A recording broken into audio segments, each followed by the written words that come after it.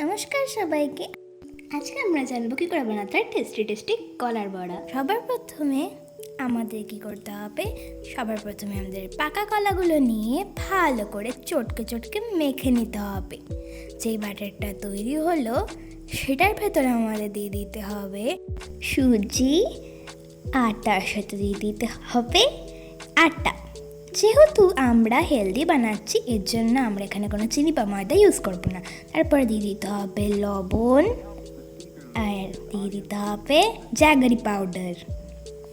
সেটা দিয়ে ভালো করে আমাদেরকে সেটা মেখে নিতে হবে। খেয়াল রাখতে হবে যদি পুরোপুরি না মাখা হয় তাহলে কিন্তু টেস্টি হবে না।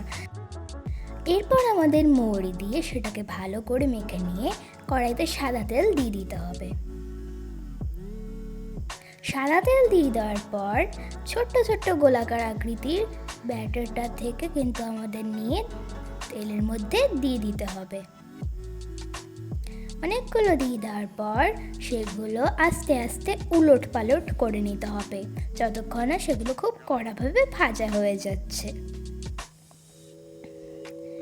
যখন প্রথমের শাড়িটা আমার কমপ্লিট হয়ে গেল তখন সেগুলো প্লেটের মধ্যে রেখে তারপরে যে শেষের ব্যাটারটা আছে সেটা ভালো করে ভেজে নিতে হবে। আর তারপরে আমাদের টেস্টি টেস্টি কলার বড়া রেডি।